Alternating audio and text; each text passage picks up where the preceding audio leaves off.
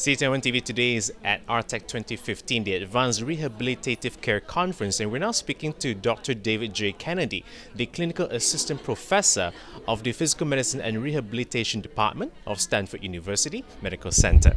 Thank you for joining us on our show. Thank you. Very glad to be here. We would like to know, what is the topic of your presentation at this conference in particular? So mostly I'm talking about injections for spinal pain, although I am talking about the continuum of spinal care ranging from core stability, spine biomechanics, and how to treat patients with back pain. Since there's a diversity of topics relating to rehabilitative care, especially in the area of the spine, are we talking more about increasing function for the patient or more about pain management? Those two things overlap quite a bit. The goal of treating pain is so that you can increase patient's function. If you can't control their pain, then they have a hard time engaging in life. So we're not dealing with people with just functional limitations. We are dealing with pain. So there's a big overlap between the two. I see.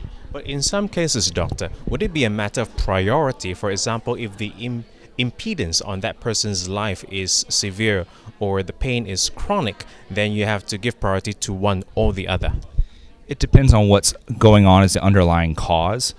Frequently with acute pain, we will get aggressive in treating the acute pain so that we can return their function very quickly. With chronic pain conditions, we have to take into other considerations in terms of the natural history of the disease and what is causing their pain. I see. Let's talk a bit about modalities of treatment. What are some of the advances in terms of treatment that are available for the broad area of musculoskeletal pain? I tell all my patients that treatments really fall into four categories: therapies, medications, injections, and surgeries. And there's a time and place for all of those options. Therapies can range from chiropractic to physical therapy to acupuncture, massage, any type of therapy. Injections and medications, there's tons of types of injections, targets, medications to inject. People are looking at every type of medication to inject and same pills to give. And even for surgery, there's different types and advances in surgery that are all happening now. I see.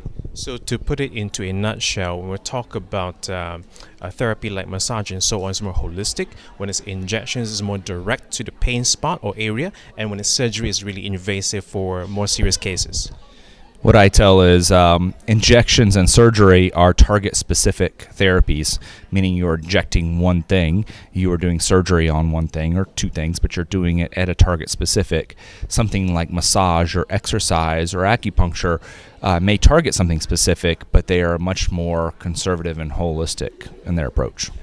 Thank you for your time in enlightening our viewers on CTN TV and MyMedicNews.com on some of the approaches to treating musculoskeletal pain and also the broader picture of rehabilitative care, which is getting more and more important these days. Any last words to leave with our viewers before we wrap up? Stay healthy, eat well, exercise, live a good life, and be low stress.